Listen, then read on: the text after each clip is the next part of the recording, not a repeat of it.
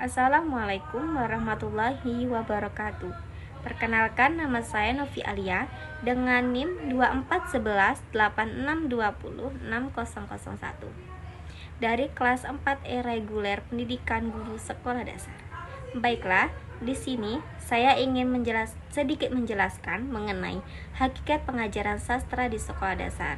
Materi yang pertama itu mengenai hakikat pembelajaran sastra di sekolah dasar. Umumnya memberikan pengalaman batin kepada siswa melalui interaksi dengan karya sastranya, seperti membaca, mendengar, dan menonton.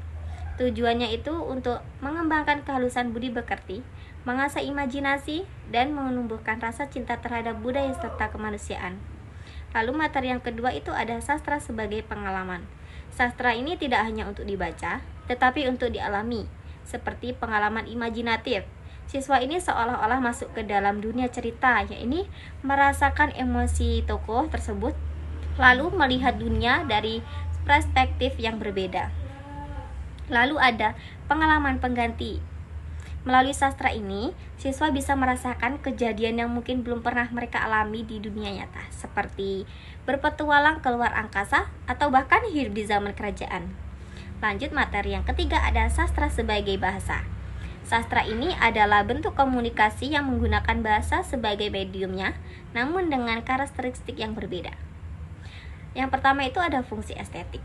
Bahasa dalam sastra pastinya dipilih secara cermat untuk menciptakan keindahan, irama, dan efek emosional, seperti berbeda dengan bahasa berita yang hanya informatif. Yang kedua ada kekayaan makna. Yang sastra ini memperkenalkan siswa pada berbagai diksi, majas, dan gaya bahasa yang memperkaya kosakata serta mampu mengekspresikan mereka. Lanjut ada genre sastra anak. Genre sastra anak ini dibagi menjadi 6. Yang pertama itu ada realisme, fiksi formula, sastra tradisional, fantasi, puisi, dan non-fiksi informasional. Yang pertama itu realisme.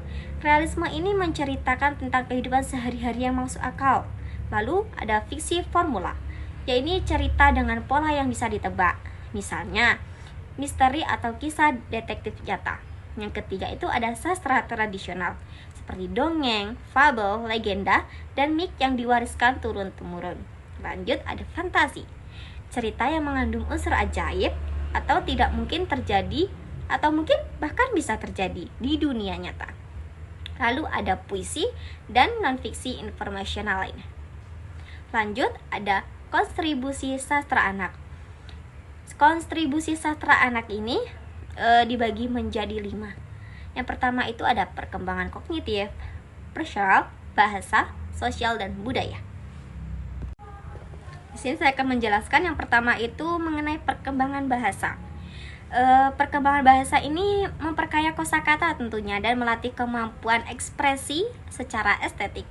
Yang kedua ada perkembangan kognitif, yaitu mengasah daya imajinasi, tentunya kreativitas dan logika berpikir anak. Lanjut yang ketiga ada perkembangan kepribadian. Perkembangan kepribadian ini membentuk karakter dan identitas diri melalui teladan tokoh cerita. Lalu yang keempat itu perkembangan emosional, yang tentunya ini menjadi media untuk mengenali emosi dan melatih empati, seperti merasakan posisi orang lain. Lanjut yang terakhir itu ada perkembangan sosial budaya, yang mana memperkenalkan nilai moral, etika, dan keragaman budaya secara menyenangkan. Mungkin cukup itu saja yang dapat saya sampaikan. Kurang dan lebihnya saya mohon maaf, dan saya akhiri billahi fisabil haq wastabiqul khairat. Wassalamualaikum warahmatullahi wabarakatuh.